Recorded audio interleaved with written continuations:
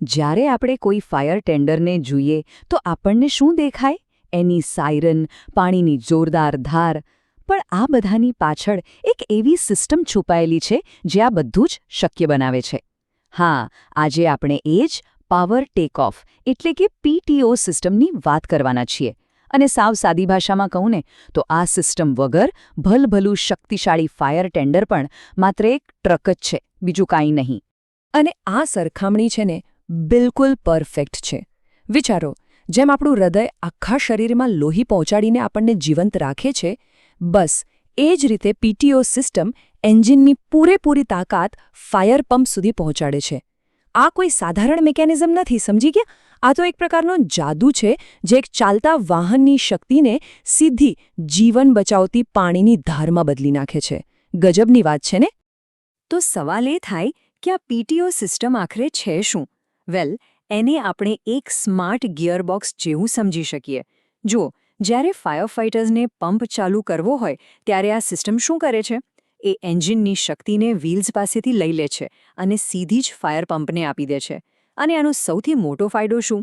કે ભાઈ, વાહનમાં પંપ માટે કોઈ અલગથી બીજું એન્જિન લગાવવાની જરૂર જ નથી. આનાથી વાહન હલકું પણ રહે અને વધુ એફિશિયન્ટ પણ બને.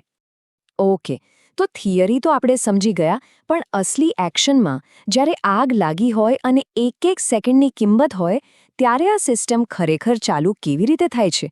ચાલો હવે આપણે એ સ્ટેપ બાય સ્ટેપ પ્રોસેસ જોઈએ જે એક ફાયર ફાઇટર ફોલો કરે છે. હવે આ જે સ્ટેપ્સ છે ને, એમાં દરેક પગલું ખાસ કરીને સેફટી માટે ખૂબ જ જરૂરી છે. ગિયરબોક્સને ન્યુટ્રલમાં રાખવો અને હેન્ડબ્રેક લગાવવી, આ ખાલી નિયમ નથી, આ તો એક સેફટી શિલ્ડ છે, એક સુરક્ષા કવચ. આ જ વસ્તુ એ સુનિશ્ચિત કરે છે કે જ્યારે હજારો લીટર પાણીનો પાવરફુલ પંપ ધમધમતો હોય ત્યારે વાહન 1 ઇંચ પણ આગળ ન ખસે. અને જેવી આ બે શરતો પૂરી થાય, બસ પછી કેબિનની એક સ્વિચ દબાવો અને પાવર સીધો પૈડા પરથી હટીને પંપને મળી જાય છે. પણ અહીંયા એક ટ્વિસ્ટ છે. એવું નથી કે દરેક ફાયર ટેન્ડરમાં એક જ સરખો PTO હોય. ના, જે રીતે દરેક આગ અલગ હોય છે, એને બુઝાવવાની રીત અલગ હોય છે, બસ એ જ રીતે એના માટે વપરાતા PTO પણ અલગ હોય છે. તો ચાલો હવે એ જોઈએ કે ફાયર સર્વિસમાં કયા મુખ્ય પ્રકારના PTO વપરાય છે અને દરેકનું ખાસ કામ શું છે. તો જો, અહીં 4 મેઇન ખેલાડીઓ છે આ રમતમાં. પહેલો છે સ્પ્લિટ શાફ્ટ. આને ટીમનું બાહુબલી સમજો. સૌથી વધુ પાવર જે શહેરના મોટા પંપ ચલાવવા માટે જ બન્યો છે. પછી આવે છે ટ્રાન્સમિશન માઉન્ટેડ. આ થોડુંક નાજુક કામ કરે છે, જેમ કે કોઈ અકસ્માતમાં ફસાયેલા લોકોને બચાવવા માટેના જે જોઝ ઓફ લાઈફ જેવા સાધનો હોય ને, એ ચલાવવા માટે. ફ્રન્ટ એન્જિન તો નામ પ્રમાણે જ સીધું આગળથી જ પાવર લે છે. પણ આ બધામાં એક એવો છે જે ખરેખર આખી ગેમ જ બદલી નાખે છે, અને એનું નામ છે એન્જિન માઉન્ટેડ. અને આ એન્જિન માઉન્ટેડ PTOની ખાસિયત શું છે ખબર છે? એ આપણને પમ્પ એન્ડ રોલ નામની એક ગજબની ક્ષમતા આપે છે.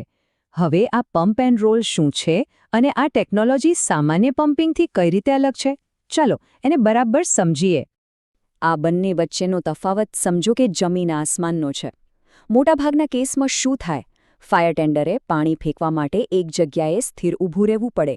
પણ પમ્પ એન્ડ રોલમાં અહીં તો વાહન ચાલતા પણ આગ બુઝાવી શકે છે. જરા કલ્પના કરો, એરપોર્ટના રનવે પર આગ લાગી હોય કે પછી જંગલમાં આગ ફેલાઈ રહી હોય. આવી જગ્યાએ જ્યાં સતત મૂવમેન્ટ જરૂરી છે, ત્યાં આ ક્ષમતા લિટરલી જીવન અને મૃત્યુ વચ્ચેનો ફરક સાબિત થઈ શકે છે. જ્યારે આખા એન્જિનની તાકાત એક નાના ગિયરબોક્સમાંથી પસાર થતી હોય ત્યારે સલામતી એ માત્ર એક શબ્દ નથી રહેતો, એ સૌથી મોટી જવાબદારી બની જાય છે. અહીંયા એક નાનકડી ભૂલ પણ ખૂબ મોંઘી પડી શકે છે. અને હું ખાલી મશીનરીના નુકસાનની વાત નથી કરી રહી. એટલે જ ચાલો હવે આ સિસ્ટમ સાથે જોડાયેલા સેફટી અને સાવચેતીના મુદ્દાઓને બરાબર સમજીએ. સારી વાત એ છે કે આજના આધુનિક વાહનોમાં એવી સ્માર્ટ સિસ્ટમ્સ આવે છે જે ઓપરેટરને ભૂલ કરતા બચાવે છે. આને કહેવાય છે ઇન્ટરલોક્સ. આ એકદમ સ્માર્ટ ગાર્ડ જેવું છે. જ્યાં સુધી એને પાક્કી ખાતરી ન થઈ જાય કે વાહન બરાબર ન્યુટ્રલમાં છે અને હેન્ડબ્રેક પણ મજબૂતાઈથી લાગેલી છે, ત્યાં સુધી એ PTOને ચાલુ જ નહીં થવા દે. એમ સમજો કે આ એક ઓટોમેટિક ડિજિટલ ચેકલિસ્ટ છે જે પહેલાં સેફટી ચેક કરે છે, પછી જ કામ કરવા દે છે. પણ જુઓ, ટેકનોલોજી ભલે આપણને બચાવે પણ એ દરેક ભૂલને રોકી નથી શકતી. જેમ કે વાહન ગિયરમાં હોય ને ત્યારે પીટીઓ ચાલુ કરવાની કોશિશ કરવી, અથવા તો પંપ ચાલુ થાય કે તરત જ અચાનક હાઈ એક્સિલરેટર આપી દેવો. આ એવી ભૂલો છે જે ગમે તેવા મજબૂત ગિયરના પણ ટુકડા કરી શકે છે. અને એના રિપેરિંગનો ખર્ચ એ તો બહુ મોટો આવે. એટલે જ હું કહીશ કે ટેકનોલોજી કરતાં પણ વધારે જરૂરી છે ઓપરેટરની પ્રોપર ટ્રેનિંગ અને ડિસિપ્લિન. તો અત્યાર સુધી આપણે ઘણી બધી વાતો કરી.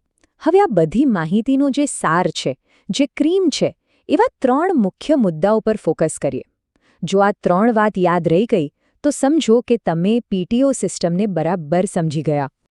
તો પહેલો અને સૌથી અગત્યનો પોઈન્ટ, મોટાભાગના શહેરી ફાયર ટેન્ડર્સમાં તમને કયો પીટીઓ જોવા મળશે? જવાબ છે સ્પ્લિટ શાફ્ટ. કેમ? કારણ એકદમ સિમ્પલ છે. એને બનાવવામાં જ આવ્યો છે મેક્સિમમ પાવર આપવા માટે, જે ઊંચી બિલ્ડિંગો પર પાણી પહોંચાડવા માટે ખૂબ જ જરૂરી છે. ઓકે, હવે બીજો key point, pump and roll શું છે? આ ફાયર ફાઇટિંગની એકદમ રેવોલ્યુશનરી મેથડ છે, જેમાં વાહન ચાલતું હોય ત્યારે પણ ફાયર ફાઇટિંગ ચાલુ રહે છે. અને યાદ રાખજો, આ જાદુઈ ક્ષમતા ફક્ત અને ફક્ત એન્જિન માઉન્ટેડ પીટીઓવાળા ખાસ વાહનોમાં જ મળે છે. અને છેલ્લે ત્રીજો અને સૌથી મહત્વનો મુદ્દો, આ સેફટીનો ગોલ્ડન રૂલ છે. પીટીઓ ચાલુ કરતા પહેલા હંમેશા, હું ફરીથી કહું છું, હંમેશા 2 વાર ચેક કરો. ગિયર ન્યુટ્રલમાં છે, હેન્ડબ્રેક બરાબર લાગેલી છે, આ 2 વાતમાં કોઈ જ કોમ્પ્રોમાઇઝ નહીં. બસ. તો આજે આપણે પીટીઓ સિસ્ટમની આખી દુનિયાને ઊંડાણપૂર્વક જોઈ. એની રચના, એના પ્રકારો, એની સેફટી, બધું જ. પણ સવાલ એ છે કે ભવિષ્યમાં શું? શું ઓટોમેશન અને એઆઈ જેવી ટેકનોલોજી આ સિસ્ટમને એટલી સ્માર્ટ બનાવી શકશે કે માનવીય ભૂલની કોઈ શક્યતા જ ન રહે?